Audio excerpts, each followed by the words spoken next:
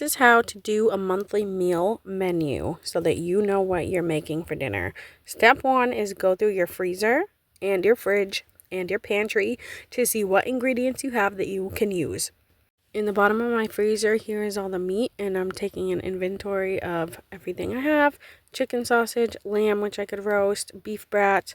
Up here, I have fruit and vegetables, so I have carrots that need to get used, and a whole ton of frozen vegetables that I can use, which make a really good sheet pan dinner if you like roasted vegetables. So all of this should give you some inspiration. You should be sparking ideas while you're doing this, and you already know what you like and what your family likes. Step 2 is to mark out any days on your calendar. So we're in April. I'm marking out in these boxes that I have appointments, and these are going to be crock pot meals, and I have a week of vacation. This is my second month doing this, and so I brought my previous menu that I made, and I also have my kids' school lunch menus for more ideas. So last month, there's a couple dinners on here that I didn't make, but I still have the stuff in my house to do it. So I might repurpose the chicken pot pie and the butter ravioli, but I'm going to walk you through everything on my menu. Alright, this is everything I have in my menu plan, and I don't fill out Friday and Saturday because there's a lot of people in the house, and everybody kind of eats different stuff for dinner, but I don't have to take care of that. So, just to walk you through how I did this, the first week here, which April doesn't even start until the 1st, this is leftovers. I'm going to bake potatoes and scoop out the insides and fill it with my sloppy joe chicken that I made that's left over in the fridge. And because we have ground beef in the fridge that needs to get cooked, we're going to do nachos, and then the next day biscuits and gravy, both with that beef. And then Thursday's appointment day, and so crock pot chicken corn chowder it is. On Sunday I have stuffing chicken casserole. That's a new recipe that I'm going to try.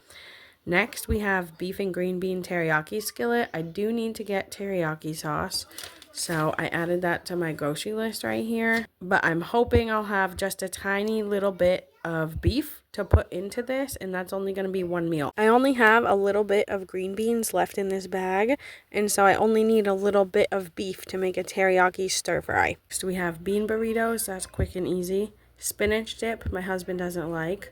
Lentil dal, my husband doesn't like. Pizza, I'm hoping that that's going to be left over from the weekend, but we can make a pizza if we need to. Loaded baked potato and jalapeno poppers. This day requires me cooking the bacon that's in the freezer, and I feel like it's going to be a lot of work. But I'm going to cook some bacon so I can put it on the loaded potatoes, and I'm also going to take the raw bacon and wrap it in these jalapeno poppers.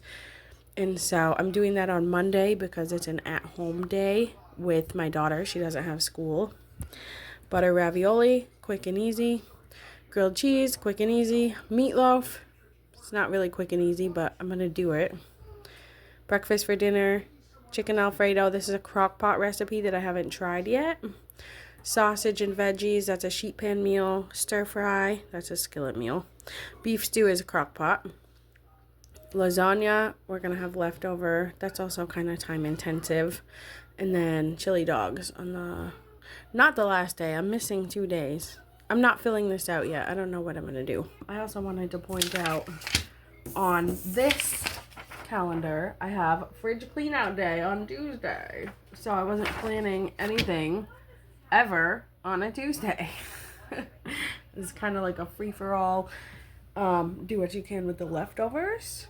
I did not do that here, but I do like to have creative room in the food schedule so that I can make stuff. Like one day we had leftover rice and I made an awesome stir fry, and I actually didn't like it as much as my husband did because I used a Worcestershire sauce instead of soy sauce. So it just had too much of a bold flavor, and I was like, this doesn't taste like the stir fry that I was going for. Anyway, that's all to say that this is all subject to change, and you can have whatever creative liberties you want with your food, obviously, and with your budget too. The other thing I wanted to say is when I did this meal plan for March, I started with the easy stuff that we had in the freezer, stuff that I don't have to cook, but I can still cook for dinner. So like pizza, the frozen stuffed chickens that you get in the freezer section at the store, and then I was like, what's easy, I don't know, 15 minutes or less. Okay, we have ravioli, We got some like dump crock pot meals, and then what's some more time intensive stuff and good days for me to do that.